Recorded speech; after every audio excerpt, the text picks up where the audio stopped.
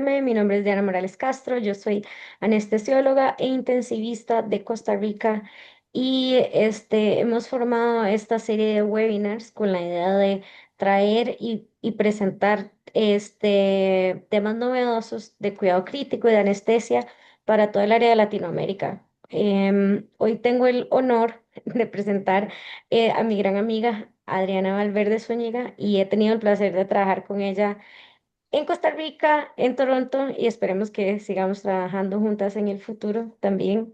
Y ella nos va a hablar un poquito sobre el trasplante pulmonar en Latinoamérica, que aunque sabemos que hay muchos lugares donde todavía no se han desarrollado los programas, hay un montón de programas que van en ascenso. Muchas gracias, Diana, y gracias por la invitación participar de este webinar hoy. Muy emocionada de poder colaborar con este programa que ha tenido un gran impacto en Latinoamérica. Como Diana les comentó, actualmente yo trabajo en la Universidad de Florida, en Chance Hospital, y básicamente la idea del día de hoy es hablar de quién es un candidato a trasplante de pulmón en el 2026 y dividí esta charla en dos porque la segunda parte la voy a enfocar un poquito en cómo formar un programa de trasplante en países con bajos recursos o con recursos un poco más limitados comparado con potencias mundiales. Entonces, inicialmente, los objetivos de esta charla va a ser entender los criterios utilizados para evaluar a los pacientes con trasplante pulmonar en el 2026, reconocer la importancia del estado de salud general y la compliance con los medicamentos y la expectativa de vida cuando se decide proceder con el trasplante, e identificar las condiciones que hacen que un paciente no sea apto para trasplantarse. Y como podemos ver en este gráfico, realmente las indicaciones para trasplante pulmonar han permanecido relativamente estables en las diferentes latitudes. Sin embargo, sí podemos ver que anteriormente existía un predominio de los pacientes con fibrosis quística. El número ha ido cayendo tanto en Europa como en la parte escandinava como en Estados Unidos, y esto obviamente se debe a la presencia actual de los moduladores del CFTR, mientras que por su parte el número de pacientes con enfermedades restrictivas, como por ejemplo la IPF, Idiopathic Pulmonary Fibrosis, ha ido en incremento básicamente.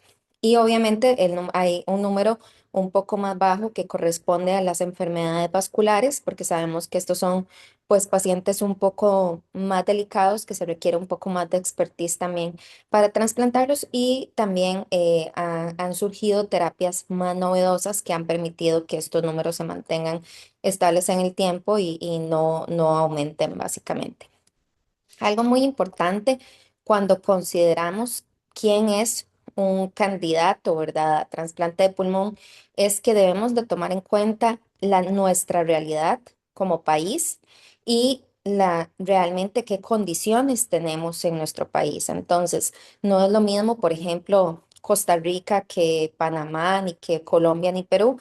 Realmente fluctúa muchísimo, incluso entre centros dentro del mismo país. Entonces, siempre es importante que haya un equipo que tenga expertise, que haya acceso a los recursos, obviamente que haya un ente que regulador de la parte de la donación, que hayan especialistas tanto en infecciones como en fibrosis quística, hipertensión pulmonar, especialistas de UCI enfocados en la parte de ECMO y terapias extracorpóreas también, lo cual es parte fundamental del equipo. Obviamente debemos de considerar el volumen de donantes, que como sabemos es una de las grandes limitantes que existen en Latinoamérica, y las políticas que tiene cada país, básicamente. Básicamente existe un consenso que se publicó desde el 2021, el cual se ha mantenido bastante constante, no ha sufrido una actualización como tal, y es como una guía, así, no nos dice a quién hacer y a quién no hacer, pero nos da una idea de quiénes son los pacientes que tienen mucho más riesgo de tener un mal resultado a largo plazo. Entonces, ¿cuándo tenemos que considerar trasplantar a un paciente? Bueno, si yo como neumóloga estoy sentada frente a un paciente al cual ya le he hecho todo médicamente y tiene un riesgo mayor del 50% de fallecer en los siguientes 2 años, pero es un paciente que es fuerte, que tiene una buena capacidad de rehabilitación, y que si yo lo pienso, si se trasplanta, tiene más de 80% de probabilidad de estar vivo a 5 años, pues este es un paciente que obviamente debo de considerar para trasplante. Algo importante es, obviamente muchas veces es difícil saber esto, muchas veces los pacientes se ven incluso más añosos de lo que son, ¿verdad? O viceversa, pero lo importante es siempre tratar de tomar en cuenta la edad fisiológica, no la edad que tiene el paciente cronológica como tal. Existen algunas contraindicaciones absolutas que básicamente son aquellas que confieren un riesgo muy alto para un buen resultado. Entonces, obviamente el paciente tiene que aceptar el trasplante, eso es una parte fundamental. Siempre hay que tener un consentimiento explícito del paciente, entonces no se puede que un paciente estaba sano, tuvo un ARDS, está en ECMO ahora y de repente lo queremos trasplantar, pero no logramos que el paciente se despierte. No, eso no es posible. Disculpen. El paciente siempre tiene que dar un consentimiento explícito. Una malignidad con alto riesgo de recurrencia, ahorita vamos a hablar un poquito más de esto, también una tasa de filtración glomerular menor a 40, a menos de que se considere un trasplante simultáneo. Esta indicación realmente varía mucho, ¿verdad? En Estados Unidos realmente se usa, si es más de 50, perfecto, si es menos de 50, a menos de que el paciente esté ya evaluado para un trasplante de riñón, generalmente no se trasplanta al paciente porque sí se han visto un incremento en en los malos resultados en pacientes que están en esta condición intermedia, básicamente. Obviamente los pacientes que hayan tenido, llámese un síndrome coronario o un evento cerebrovascular en los últimos 30 días, que tengan un fallo hepático agudo, un shock séptico, básicamente que tengan otra enfermedad fulminante que no sea limitada a su pulmón, ¿verdad? Si tienen una enfermedad diseminada, una infección diseminada a nivel extrapulmonar, TB activa, los pacientes con HIV con cargas virales detectables. Hay algunos centros que trasplantan pacientes HIV, sin embargo, no son la mayoría de los centros, entonces esto es importante. El estatus funcional limitado, ¿verdad? Básicamente, y el estatus cognitivo bajo, ¿por qué? Porque básicamente se requiere un alto nivel de compliance post-trasplante, entonces sí debemos de tener un paciente que si su estado cognitivo no es el mejor, pues que tenga un excelente sistema de apoyo, ¿verdad? Una red social increíble que se encargue de que el paciente pueda tener una buena compliance tanto con los medicamentos como adherencia a las citas y a los estudios. Y obviamente el uso de sustancias ilícitas. Entonces, en general, se solicita que el paciente tenga 6 meses libre de cualquier consumo de cualquier sustancia ilícita. Existen algunos factores de riesgo para un mal resultado. ¿Esto qué quiere decir? Que generalmente el riesgo incrementa conforme más de estos existan y se sugiere que, que este tipo de pacientes sean considerados en centros con un alto expertise y siempre es importante tratar de optimizar el paciente antes de ofrecer el trasplante. Entonces, pacientes añosos, pacientes que tengan dismotilidad esofágica, los pacientes o que sean muy obesos con IMC de más de 35 o por el contrario, malnutridos con IMC menos de 16, que tengan condiciones psiquiátricas, psicológicas o cognitivas, ¿verdad? Que vas sin el soporte social que hablamos anteriormente, que tengan algunos tipos de infecciones, como por ejemplo Mycobacterium abscessus, Lamentospora o Burkholderia cepacia, senocepacia, básicamente, y pacientes de retrasplante de algunas etiologías, como por ejemplo RAS, que es el fenotipo restrictivo del rechazo crónico, o relacionado a anticuerpos, o que el paciente haya rechazado en menos de un año, básicamente. Entonces, algunas de estas condiciones, como dijimos, no es que sean contraindicaciones absolutas. Por ejemplo, en algún momento se solicitaba como parte de los criterios que el paciente tuviera al menos 5 años libre de una malignidad. Sin embargo, en la actualidad, realmente lo que se solicita es que el paciente cumpla con todo el screening. Siempre se les hace un screening. ¿Por qué? Porque vamos a poner a este paciente en inmunosupresión y obviamente no queremos que con la inmunosupresión el cáncer haga como un flare. Entonces, sí es muy importante detectar cualquier tipo de malignidad. Si hay riesgo de malignidad previa, hay que establecer el riesgo de metástasis que tiene, estadiar el paciente, trabajar muy cercanamente con oncología para determinar cuál es el riesgo de recurrencia. Por ejemplo, si tenemos acá, hemos trasplantado como una corte de 3 pacientes que hicieron una enfermedad intersticial secundaria al tratamiento con bleomicina y realmente se les ofreció el trasplante terminando su tratamiento quimioterapéutico y los pacientes están muy bien y libres de enfermedad. ¿Por qué? Porque es una enfermedad que al discutirla con oncología era una enfermedad localizada con bajo riesgo de recurrencia. Entonces, siempre hay que individualizar mucho y tener esta conexión con los otros equipos, ¿verdad? Si es algo que no se puede tener, pues obviamente es algo que no se puede hacer. Este es un ejemplo de un paciente que tuve durante el fellow en Toronto. Es un paciente de 72 años con una fibrosis pulmonar idiopática que se había enlistado para trasplante pulmonar en diciembre del 2021 en los tags posterior a 3 meses posterior a estar enlistado, se documentó este nódulo que vemos acá y era un nódulo que, como podemos ver, tenía un SUV bastante alto, o sea, hipercaptaba en el PET-CT. Toronto tenía un protocolo en ese momento que es el ensayo North Star, que básicamente lo que hacían era darle radioterapia al paciente de corta duración antes del trasplante para pacientes en estadio 1. Obviamente esto no se puede hacer si es un paciente que tenga adenopatías mediastinales o cualquier evidencia de metástasis. Y una vez que completaba esta radiación, se continuaba con una vigilancia continua durante la lista y se les hacía obviamente tags de manera seriados. Este paciente finalmente se trasplantó 2 meses después de haber completado la radiación y en el explante se confirmó la presencia de un cáncer de células escamosas poco diferenciado con ganglios negativos, dichosamente. Entonces, como podemos ver, no es que sea una contraindicación como tal, hay que individualizar mucho cada caso.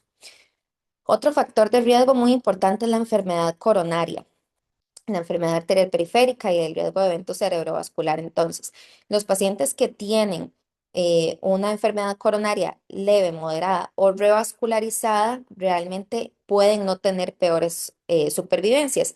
¿Qué es lo importante? Bueno, definir la urgencia con la que necesitamos trasplantar a este paciente. Entonces, si es un paciente que decimos no tiene tiempo para hacerse una revascularización, y completar el periodo de al menos 2 o 3 meses, dependiendo del centro, de clopidogrel y aspirina, entonces esos pacientes se pueden considerar para realizar un bypass coronario.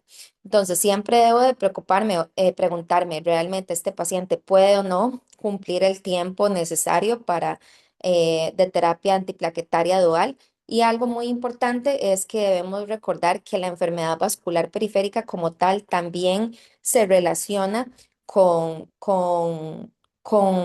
consideraciones que debemos de tener al momento de pensar en canular este paciente a ECMO y la limitación de la rehabilitación posoperatoria. Entonces, sí es importante que como parte del assessment del paciente le hagamos doplex para asegurarnos tanto a nivel de miembros inferiores como a nivel de carotidio para asegurarnos de que no hay enfermedad aterosclerótica en estos lugares que requiere algún tipo de revascularización pretransplante.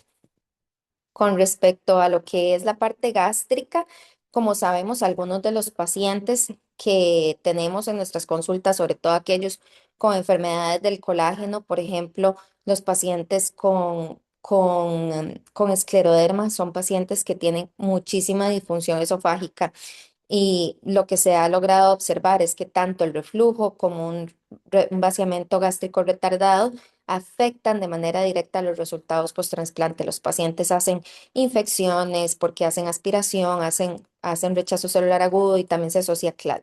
Entonces, siempre es importante evaluar esta parte preoperatoriamente y hablar claramente con el paciente. Muchas veces vamos a necesitar mantenerlos nada vía oral por un periodo posoperatorio, porque en la mayoría de los casos se logra recuperación de algo de la motilidad, pero el paciente tiene que estar 100% de acuerdo en estar nada vía oral por ese periodo. Entonces es algo que siempre tiene que quedar muy claro, ¿verdad? Generalmente lo que se coloca es un GJ tube, entonces uno gástrico para alimentación y la parte yeyunal para ventilación también. em, y obviamente para administrar los medicamentos también. Entonces, siempre es algo que debemos de valorar. Si todos los pacientes, tanto pretransplante, a menos de que pretransplante estén muy bien, se debe repetir el testing post-trasplante para asegurarnos de que el paciente no necesita algún tipo de cirugía antirreflujo que ayude a prevenir el daño del injerto. Otro factor de riesgo importante, como decíamos, son las infecciones.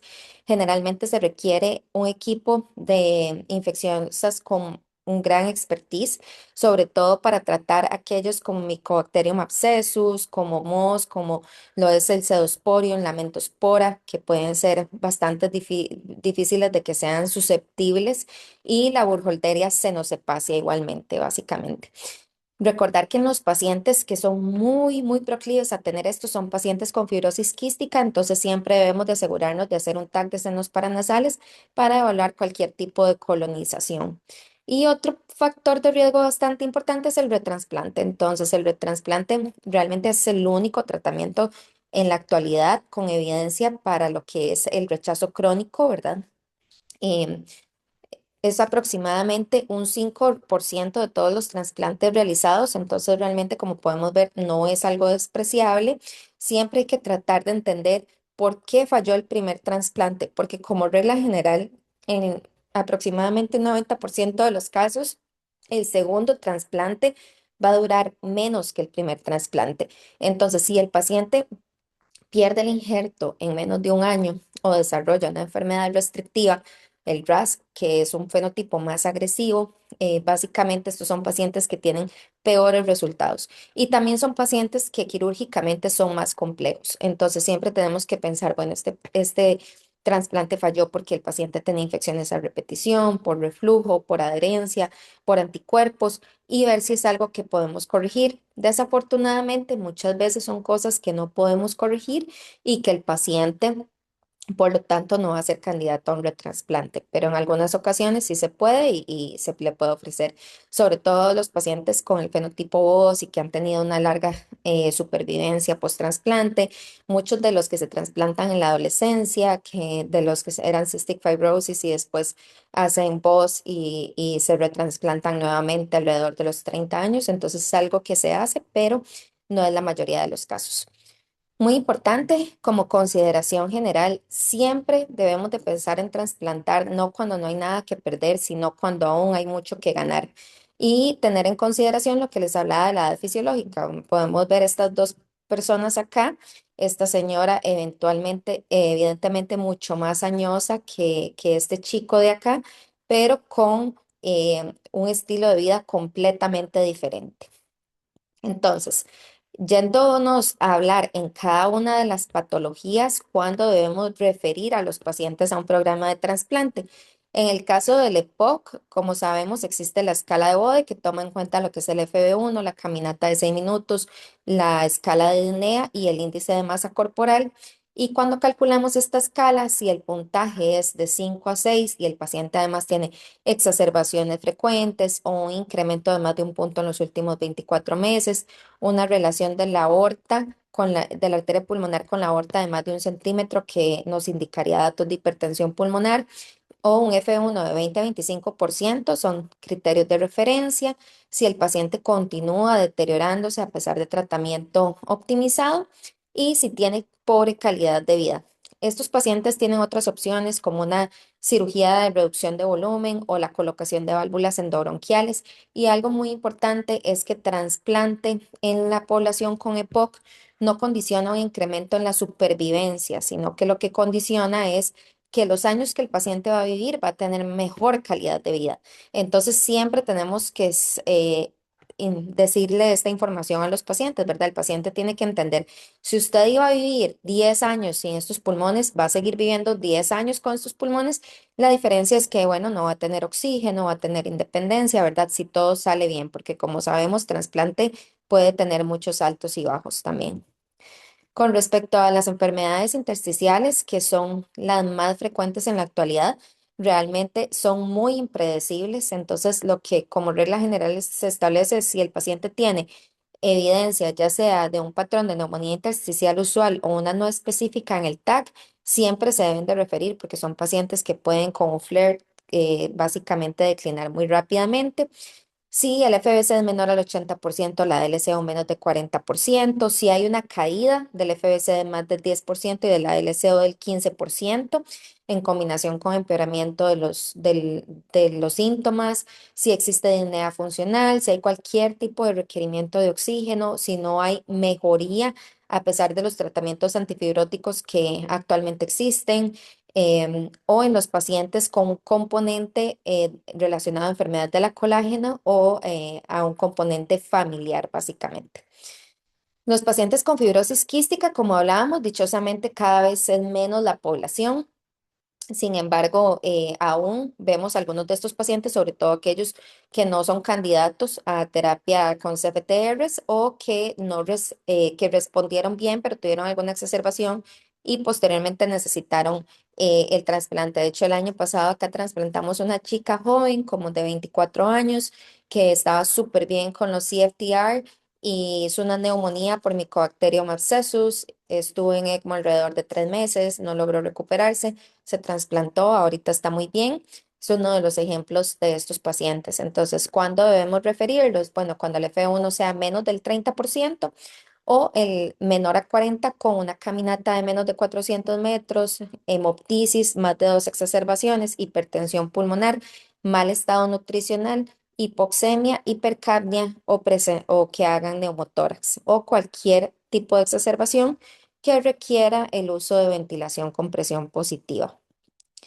Con respecto a la hipertensión pulmonar, también, como les dije anteriormente, es una patología que cada vez tiene más tratamientos. Actualmente tenemos el uso del sotatercept que está ayudando muchísimo a estos pacientes. Entonces, no es un poco más impredecible cuándo se deben mandar o cuándo no para trasplante, pero en general lo que se acepta es el paciente que tenga un NIHA 3-4 con tratamiento máximo, que tenga un reveal de más de 8 puntos, que es la escala americana, una enfermedad rápidamente progresiva o un paciente que sea portador de alguna de las variantes más agresivas, como lo de la enfermedad venoclusiva o la hemangiomatosis capilar pulmonar o hipertensión pulmonar relacionada a escleroderma o con aneurismas de la arteria pulmonar gigantes. También cuando los pacientes tengan complicaciones que amenazan la vida, como hemoptisis recurrente o ya compromiso hepático, renal o fallo de ventrículo derecho a pesar del tratamiento, básicamente. Entonces, realmente, bueno, este es un artículo que habíamos publicado en el 2024 sobre qué ha cambiado en el tiempo en cuanto a la selección de donantes y de receptores. Y realmente la realidad es que todo se ha mantenido muy estable, excepto lo que hablamos de la disminución de la población con cystic fibrosis, el incremento de la población con enfermedad pulmonar idiopática. Hay algunas nuevas indicaciones que no se veían antes, como por ejemplo los pacientes que se colocan válvulas endobronquiales y que ahora les fallan y entonces van a trasplante. Entonces eso es algo novedoso. O los pacientes que tienen hipoplasias pulmonares, que también son pacientes que antes no se hacían, que ahora se están haciendo más, básicamente. Entonces, ¿qué pasa cuando nos refieren a un paciente a trasplante? Bueno, básicamente este paciente tiene una consulta inicial con un neumólogo de trasplante, que es una consulta bastante extensa porque necesitamos evaluar si existe algunas de las contraindicaciones que dijimos anteriormente, ¿verdad? Cómo está el paciente, si está activo, si es rehabilitable, que es súper importante para nosotros, si es un paciente que tiene alguna malignidad, si tiene enfermedad de algún otro órgano, si es un paciente que tiene un buen apoyo social, lo cual es muy importante. Y si no detectamos ninguna contraindicación, absoluta o que el paciente no esté fumando, no esté usando sustancias ilícitas, pues procedemos a realizar una serie de exámenes y de gabinete también, como las pruebas de función pulmonar, la caminata de 6 minutos, las imágenes, el gamma de ventilación perfusión, que sobre todo es importante para los pacientes que vamos a considerar un trasplante unipulmonar, serologías, toda la batería metabólica para asegurarnos de que no hay enfermedad en otros órganos, gases arteriales, esputos para asegurarnos de que no hay crecimiento de las bacterias que más nos preocupan, que ya hablamos, test para detectar tuberculosis, ecocardiograma, y también el cateterismo para asegurarnos de que el paciente no tenga hipertensión pulmonar. Los Dopplers, que ya hablamos de la importancia. Muy importante el DEXA scan porque nuestros pacientes van a estar en esteroides a lo largo de su vida. Entonces siempre es importante determinar el riesgo de fracturas que tengan con el riesgo de osteoporosis y optimizar su tratamiento. Y obviamente el riesgo de cáncer con su screening permanente, pertinente. Obviamente si es una mujer, se debe realizar la mamografía, el Papá Nicolau; si es un hombre, el antígeno prostático. Va a depender de cada caso. En ambos hay que asegurarnos de que tengan una colonoscopia o al menos un fit test negativo, ¿verdad? También. Y obviamente algo muy importante es que trasplante es una situación multidisciplinaria.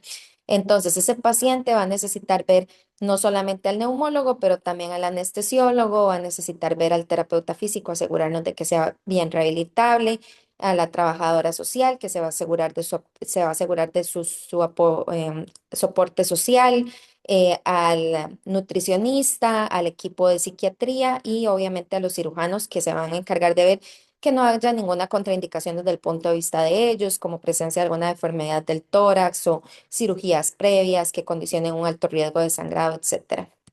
Y algo muy importante es cuándo vamos a enlistar este paciente. Bueno, obviamente el paciente, siempre lo que nosotros les decimos a los pacientes es que el trasplante no es una cura, sino que es cambiar una enfermedad por otra. Entonces hay que encontrar esta balanza en la cual el paciente se va a beneficiar del trasplante, ¿ok? Pero, o sea, que está lo suficientemente enfermo para beneficiarse, pero que aún es un paciente rehabilitable, básicamente, y que le va a ir bien post-trasplante. Algo muy importante es que entre más temprano se refiera, nos da el chance muchas veces de, por ejemplo, si era un paciente obeso con un IMC, generalmente el cutoff que se utiliza es 30. Si tenía un IMC en 33, bueno, nos da tiempo de trabajar en la pérdida de peso, ¿verdad? Entonces, realmente, entre más temprano se logre referir, es mejor para lograr discutir algunas contraindicaciones relativas o barreras que el paciente pueda presentar. El manejo en lista es muy importante que siempre, una vez que están enlistados, necesitamos verlos de manera frecuente en clínica. Eso va a depender de cada protocolo, generalmente de 4 a 6 semanas, dependiendo de cómo esté el paciente. Siempre se debe reevaluar el estatus si es un paciente que, bueno, se está poniendo más enfermo, está necesitando mucho oxígeno, que vale la pena admitirlo al hospital y que espere en el hospital, ¿verdad? Y actualizar siempre los estudios como el TAC, la caminata, las pruebas de función pulmonar y el HLA, básicamente. Muy importante que el paciente sea parte de rehabilitación pulmonar. Lo que se recomienda es idealmente 3 veces por semana pretransplante. Idealmente que haya un programa de paliativos que acompañe al paciente, porque sabemos, o sea, al final del día, el trasplante es la última opción en la vida de estos pacientes. Entonces siempre es importante tener ese insight también, el programa psicosocial que ya hablamos y la parte nutricional. Entonces, como podemos ver, realmente el éxito de un trasplante depende de muchísimas cosas, básicamente. No depende de una persona, no depende de una especialidad, depende de un equipo de personas que quieran hacer esto y hacerlo posible. Como la parte 2, como les indiqué, la idea es discutir un poquito cómo construir un programa en países con un recurso más limitado, ¿verdad? Que no tienen el acceso a recursos ilimitados y realmente la literatura es escasa, hay poca literatura, la mayoría viene de países como Vietnam, Brasil, México y China. Y vamos a discutir un poquito estos ejemplos, ¿verdad? La experiencia que ellos han tenido junto con la experiencia que hemos tenido en Costa Rica, que es el programa que yo formaba parte antes de venirme a Estados Unidos. Entonces, básicamente, como sabemos, todo inicio es difícil y como decimos, realmente para trasplante uno necesita esta cantidad de gente que salte con uno, ¿verdad? Entonces se necesita un equipo multidisciplinario que esté comprometido y que quiera dar la milla extra. En el 2026 estos datos son un poco viejos, pero como podemos ver, evidentemente Estados Unidos y Canadá son los que tienen mejores tasas de donación, básicamente, y mayores tasas de trasplantes pulmonares. Hay algunos países también en Europa, como por ejemplo es España, Austria también. Sin embargo, en la mayoría de países de Latinoamérica es apenas existente la presencia de los programas de trasplante pulmonar. Y bueno, esto es porque tenemos diferentes limitaciones. Dentro de estas limitaciones es la presencia de especialistas entrenados. Entonces, obviamente, trasplante es una especialidad muy específica. No es suficiente con ser entrenado en neumología o cirugía torácica, UCI. Debe tener una formación como tal en trasplante pulmonar. Existen diferentes programas a nivel del mundo que son los más enfocados en formar básicamente personas entrenadas en esto, como el Valdebrón en España, en Austria y en Toronto, que básicamente se han encargado de formar la mayoría de personas que están alrededor del mundo trabajando en esto. Entonces, siempre muy importante tener especialistas correctamente entrenados. Y recordar, como ya he dicho anteriormente, que no todo es sobre el neumólogo y el cirujano, sino toda esta combinación de especialistas. También es muy importante tener un patólogo que sepa ver las biopsias para identificar rechazo, ¿verdad? Tener un especialista en inmunología o un neumólogo que esté entrenado en inmunología para detectar lo que son la presencia de la necesidad de desensibilizar un paciente o la presencia de anticuerpos que idealmente se deben evitar, ¿verdad? Un especialista en infecciones. Entonces, como podemos ver, es una gran cantidad de especialistas que son necesarias. Y la idea siempre es tomar toda la experiencia que tienen esos centros, ¿verdad? Y no esperar a nosotros a adquirirla, sino usarla como básicamente como un salto a, a poder lograr nuestros objetivos como países pequeños. Esto es otro de los problemas que tenemos como países en Latinoamérica. Este es el cirujano de Costa Rica y este soy yo cuando estaba en Toronto. Y es que obviamente los recursos son limitados en nuestros países, entonces siempre es importante tener en cuenta que nosotros no tenemos aviones privados que nos pueden llevar a traer órganos, etcétera. Entonces esto puede afectar de manera significativa la procuración de los órganos y la viabilidad del trasplante como tal. La cultura de donación, que realmente idealmente deberíamos de ser como España, que es el país que tiene una mejor cultura de donación.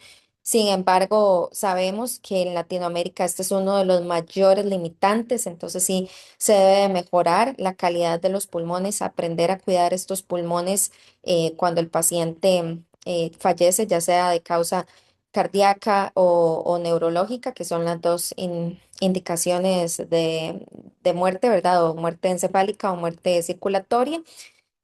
Importante que exista una red nacional para lo que es la asignación de órganos y esto es muy importante porque tiene que ser un proceso muy ético, ¿verdad? Entonces tiene que haber una red nacional en Costa Rica. El Ministerio de Salud es el encargado de la asignación de los órganos, porque no es ético que el equipo post-trasplante esté en contacto con el pre. Entonces, básicamente, idealmente deberían de ser dos equipos completamente separados con un ente regulador. Y muy importante que siempre se debe de concientizar a los proveedores de atención médica, ¿verdad? Con el fin de poder incrementar lo que es el número de donantes. Y algo muy importante, como hablábamos, es que entre más temprano se envía el paciente para ser evaluado, es mejor. ¿Qué pasa?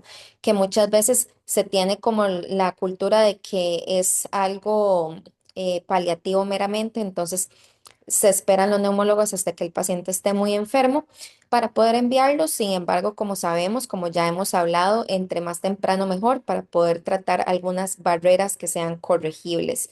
Existen otras limitaciones que como región tenemos, como por ejemplo complejidad, los pacientes pediátricos o pacientes o el uso de la terapia ex vivo, que básicamente es una terapia que ayuda a incrementar el número de donantes, que es sumamente cara, entonces no es una realidad en este momento para la región.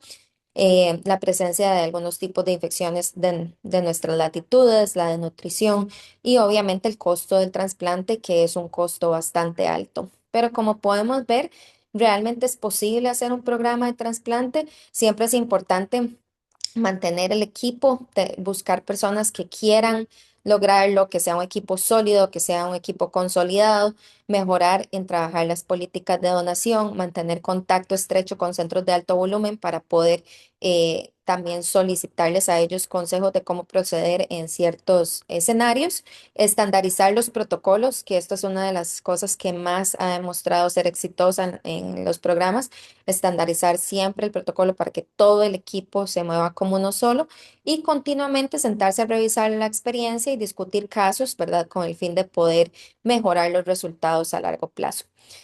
Finalmente, como recomendaciones, si es posible, establecer un programa de trasplante de pulmón en países de bajos ingresos. Sin embargo, requiere un compromiso inquebrantable y la colaboración de cada miembro del equipo y siempre mantenerse en contacto con otros centros que ya estén bien consolidados para formar alianzas sólidas y buscar orientación en casos específicos también.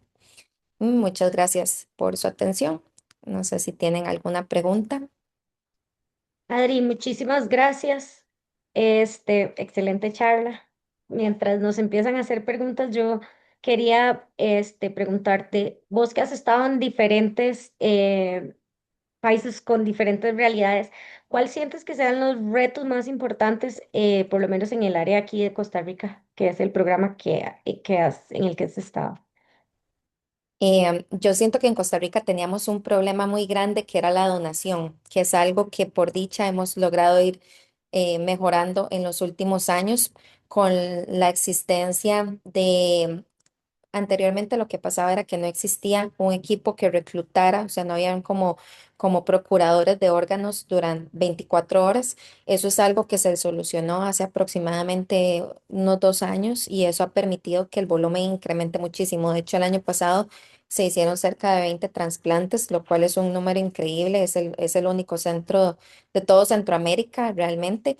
Entonces, es un gran salto el que se dio. Otra ventaja que tiene Costa Rica es que realmente tiene sus especialistas formados, realmente gente que ha salido, que se ha involucrado, que los cirujanos que se han ido a formar, los anestesiólogos en el equipo de neumología, IC, UCI igualmente. Entonces, obviamente, esto le ha dado mucha fortaleza al equipo. Tenemos una seroteca excelente, que es algo muy importante para poder definir cuándo es necesario desensibilizar a un paciente o no. Y otra cosa muy importante, tenemos un seguro social. Entonces, esto nos permite poder hacer cosas que en otros países lastimosamente existen barreras económicas, ¿verdad? Yo diría que ahorita estamos en un muy buen punto. Lo más importante es mantener ese punto, ¿verdad? Y creo que ahorita uno de los más grandes limitantes es el número de pacientes en lista. Entonces, lo que hay que hacer es reforzarle a los neumólogos los criterios de referencia para que envíen a los pacientes y no enviarlos como último recurso, no cuando el paciente está internado en ECMO, ¿verdad? Sino cuando el paciente aún hay cosas que podemos hacer y resolver. ¿Qué estrategias crees que se puedan utilizar en nuestra región para fomentar, bueno, primero la educación de los profesionales, en estos ámbitos tan novedosos y además para aumentar la donación, y la referencia, porque siento que muchas veces los programas existen, pero no hay mucha referencia de pacientes a los programas? Eso es algo muy importante. De hecho, cuando estaba en Costa Rica, cuando yo estaba trabajando en Costa Rica, lo que hemos empezado a hacer eran charlas a nivel de los diferentes hospitales nacionales. ¿Por qué? Porque muchos de estos pacientes muchas veces ni siquiera los está viendo un neumólogo, los está viendo un internista, porque en nuestro país al menos no hay neumólogos en todo el país, sino que hay neumólogos concentrados en el centro del país. Entonces, sí es bueno tratar de educar a los especialistas en todas las zonas del país, porque siempre pueden haber pacientes candidatos en cualquier zona del país, básicamente.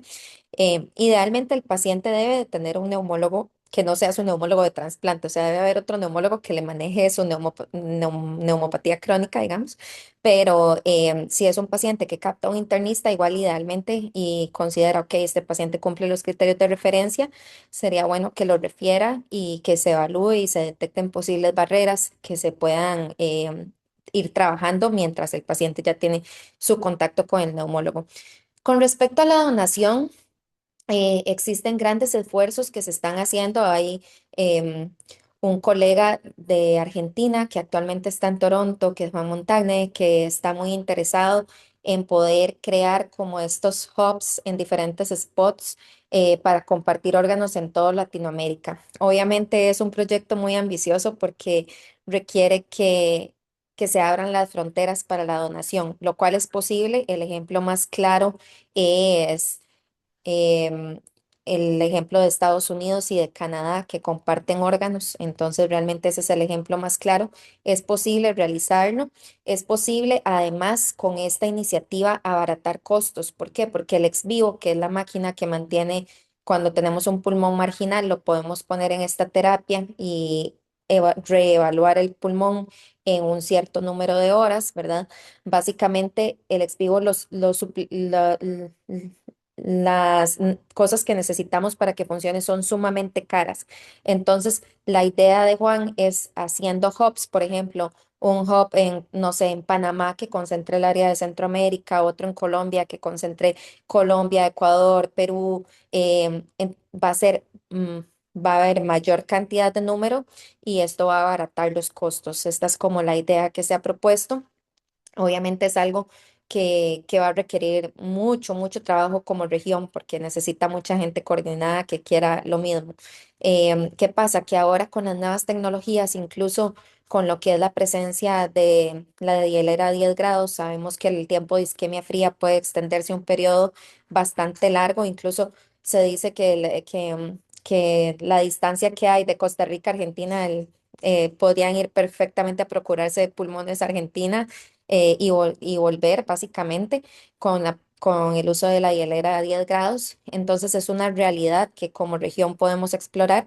¿Por qué? Porque muchas veces, incluso en nuestro país, como tenemos tan pocos pacientes en lista, muchas veces va a haber un donante que realmente no sea compatible con ellos, ya sea de grupo sanguíneo o cualquier otra cosa. Entonces, puede haber otro país que este órgano le funcione, ¿verdad? Y se pueda llevar a un hub de estos de ingeniería pulmonar y recuperar el órgano, tenerlo ahí mientras se aloca a alguno de los otros países. Entonces, esta es una excelente iniciativa que se está básicamente manejando. Me parece una excelente oportunidad, sobre todo para países con poblaciones tan pequeñas como la nuestra, que a veces no tenemos un receptor al que le sirva el pulmón o así. Hay una pregunta que dice que cómo se pueden detectar tempranamente este tipo de enfermedades. Imagino que las que van a tener que evolucionar a trasplante de pulmón, o cuáles son las recomendaciones.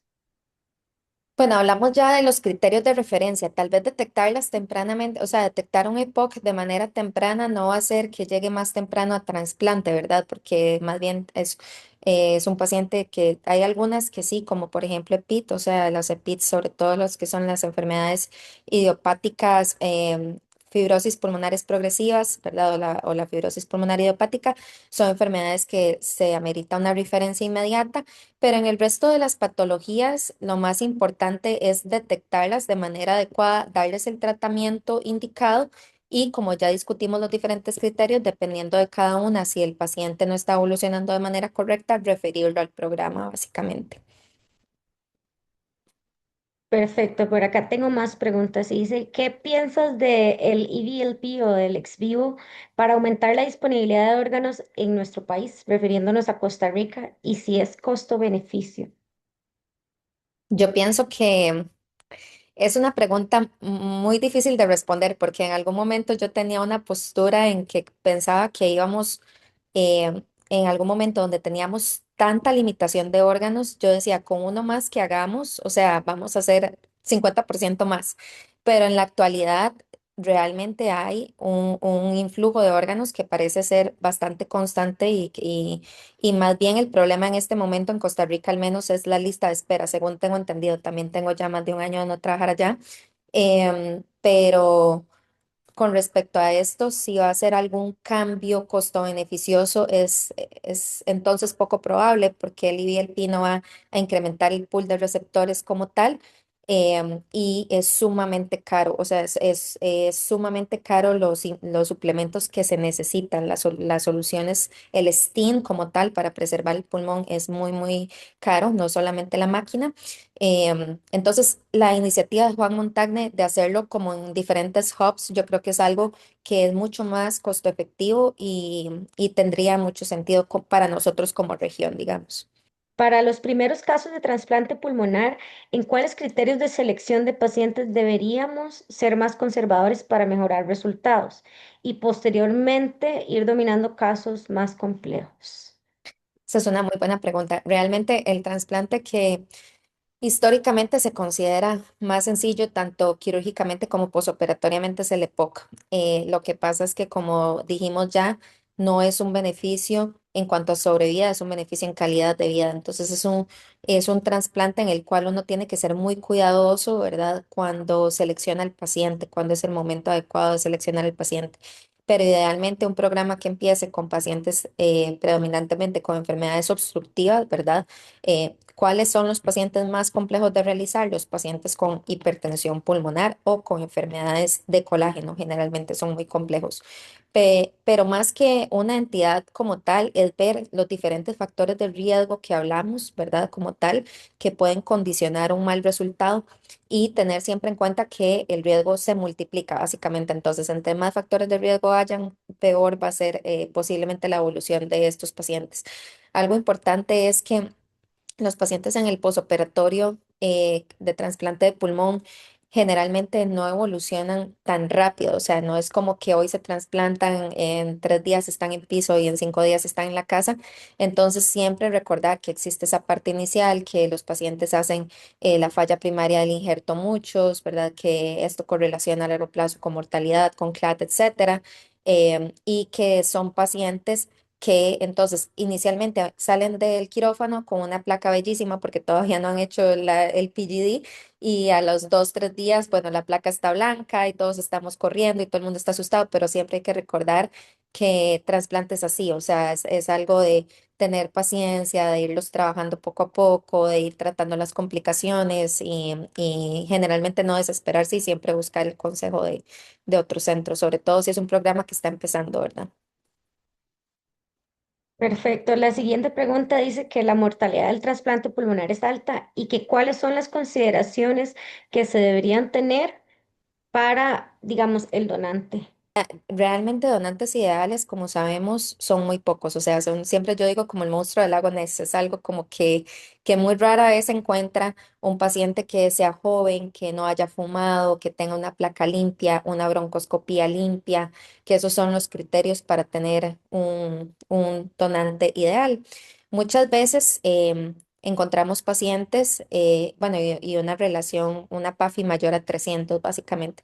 Muchas veces encontramos pacientes que no cumplen con una de estas, tal vez fueron fumadores, pero no de manera significativa o no tienen cambios en el TAC de enfisema, que, o sea, si es un paciente fumador, pero fumó realmente y no tiene cambios estructurales en su pulmón y esa es la única cosa que nos está prohibiendo aceptar este donante, pues obviamente hay que valorar. Yo siempre digo, hay que valorar el paciente que tenemos. Si es un paciente súper estable en la casa, que ha estado estable durante los últimos 3, 4 meses, no es lo mismo que un paciente que esté en la UCI, que esté canulado a ECMO, que esté esperando pulmones. Entonces, siempre es muy importante como tomar en consideración todos los distintos aspectos. Es muy difícil tener un donante ideal, pero lo que sí es cierto es que los donantes se pueden trabajar y se pueden recuperar grandemente. Yo he visto casos acá en Estados Unidos de donantes que inicialmente estaban llenos de infiltrados, estaban sobrecargados de volumen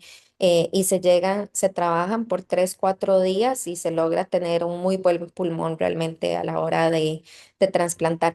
También siempre recordar que no es lo mismo un pulmón de 15 años que un pulmón de 80 años, ¿verdad? Entonces, realmente el pulmón de 15 tiene muchísimo riesgo, muchas probabilidades de que le vaya muy bien, aunque esté infectado. Entonces, eso es otra cosa. Si el paciente está infectado, pero ya sabemos que está infectado, ya sabemos qué germen es, lo podemos tratar, pues posiblemente ese paciente va a ser un paciente que le va a ir bien, ¿verdad? Pero siempre hay que tener en consideración todas estas cosas, básicamente.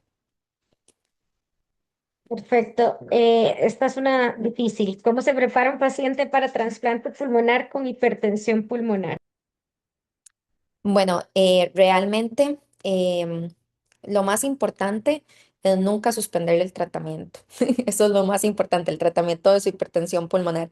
Si es un paciente que ya está, por ejemplo, que está en UCI porque su tratamiento no era suficiente y necesitamos iniciarle, por ejemplo, epoprostenol IV o algún medicamento que requiera que el paciente esté en UCI o incluso si ya lo tenemos en high flow, ¿verdad? Porque ya tiene altos requerimientos de oxígeno. Siempre es muy importante, primero, optimizar la parte diurética. Entonces, siempre debemos asegurarnos, ¿por qué? Porque obviamente la diuresis va a permitir que haya un mejor acoplamiento del ventrículo derecho y del ventrículo izquierdo, básicamente, ¿verdad? Y va a permitir que disminuya la tensión a nivel de las paredes del ventrículo derecho. Entonces, esto idealmente con diuréticos de asa. Y si no, es como la primera opción, siempre intentar darles diurético de asa y si no responde, ponerles un goteo continuo. Existe también la posibilidad, dependiendo de cómo esté el paciente clínicamente, ahí tenemos que empezar a pensar, ok, este paciente no está en shock o es un paciente que está hipoperfundido, ¿verdad? O es un paciente que básicamente está que lo que tiene problemas es en la contractilidad, ¿verdad? Entonces, realmente debemos de empezar a ver cuál tiene el gasto cardíaco caído, digamos. Entonces, si es un paciente que tiene el gasto cardíaco caído, pero que realmente el resto, o sea, todavía tiene buena perfusión tisular distal, etcétera, entonces es un paciente que podemos considerar el uso de butamina, ¿verdad? Para optimizarlo, siempre cuando sea necesario, obviamente en conjunto con la diuresis y incluso en algunos casos la terapia renal como tal, ¿verdad? La continua, idealmente en esta población, es como lo indicado. En caso de que el paciente obviamente ya tenga hipoperfusión tisular, etcétera, obviamente agregar la norepinefrina, ¿verdad? Para ayudar con esta parte. También es importante en estos pacientes descartar descompensantes, porque si es un paciente que estaba estable y de repente se nos descompensó, bueno, ¿qué fue? Que tuvo una arritmia, que tuvo un embolismo pulmonar, que se infectó o que no estaba teniendo buena compliance con su tratamiento. Entonces siempre debemos de pensar, bueno, ¿qué es lo que está pasando en este paciente para realmente que haya empeorado? Y una vez que ya logramos optimizar el paciente y esperamos el trasplante, en el manejo post-trasplante, una parte muy importante en hipertensión pulmonar es recordar que estos pacientes hacen como un stunning del ventrículo izquierdo, entonces necesitan un tiempo para recuperar básicamente. Entonces existen diferentes escuelas. Hay escuelas que prefieren dejar el paciente en ECMO durante esta parte, 48 a 72 horas, obviamente ECMO vea. Hay escuelas que por el contrario prefieren mantener al paciente sedado para evitar básicamente que los despertares del paciente, ¿verdad? Y esta agitación intervenga con la parte hemodinámica, pero sacar al paciente de ECMO. Entonces depende mucho de cuál escuela sea con la que uno se formó, ¿verdad? Como uno va a manejar el posoperatorio. Y siempre recordar que están básicamente redistribuidos. Entonces hay que siempre tratar de secar este paciente porque está bastante redistribuido. Entonces siempre se trata de tener un balance negativo. Idealmente, lo que se dice es que en la primera semana debemos de tratar de que el balance sea alrededor de -5 litros, pero obviamente siempre cuidando los riñones, o sea, siempre teniendo en cuenta que tampoco es que por push diuresis, ¿verdad? Vamos a sacrificar el riñón. Entonces, teniendo siempre ese balance y asesorándonos con POCUS, ¿verdad? Que nos ayude a determinar el estatus de volumen del paciente como tal. Excelente. Y siempre esos son los que uno dura varios días en lograrlos despertar y extubarlos, a menos que los hayan dejado en Exacto. ECMO. Dice, saludos desde Buenos Aires. ¿Qué tiempo de espera tienen en su centro en ECMO venoso como puente a trasplante? Realmente en donde nosotros estamos acá en Florida, El tiempo de espera es bastante corto, depende obviamente de cada paciente porque depende de la compatibilidad que tenga básicamente con los donantes que salgan, pero si el paciente está en ECMO es menos de una semana de fijo. Ujú. Sí, bueno, ¿verdad? Eso también desde el momento en el que se toma la decisión De de que el enlistar, o paciente es sea, que ya está candidato, exacto. enlistado. O si Ujú. es un paciente que estaba en la lista. En cuanto a los pacientes que se ponen en ECMO venoso por otro motivo y luego necesitamos enlistar, pues en realidad no hay un consenso, depende de cada caso. Sí. Dice por aquí también que si nos pueden contar un poco el programa que mejoró la identificación de donantes en el país, que habla de procuradores las 24 horas y cómo se puede integrar en los hospitales y se aplica para públicos y privados. Saludos desde Ecuador. Sí, bueno, en Costa Rica el sistema de salud es público, entonces básicamente, pero también se puede hacer procuración de órganos privada. De hecho, existe un reglamento a nivel del Ministerio de Salud en caso de que en algún momento también se empiece a hacer trasplante privado, cómo reglamentarlo a nivel nacional, porque eso es algo muy importante. No puede estar el conflicto de que es un trasplante privado, entonces tenga prioridad sobre uno público o viceversa. Siempre la lista tiene que ser una única lista de país como tal, ¿verdad? Y como les contaba anteriormente, la forma en la que esto mejoró mayoritariamente fue básicamente pagando personal que trabajara las 24 horas procurando órganos. Entonces ahora no hay solamente de 7 a 4, sino que hay cobertura de 24 horas en la procuración de órganos. Esto incrementó de manera significativa y también bueno, se hizo esfuerzo de dar diferentes charlas de cómo cuidar los pulmones, porque también en algún momento teníamos el problema de que se cuidaban los riñones, entonces se encharcaba, se creía que pues cuidar bien el riñón no se debía cuidar el pulmón y se encharcaba el pulmón. Entonces es algo que se trabajó también, se trabajó con los intensivistas de otros centros.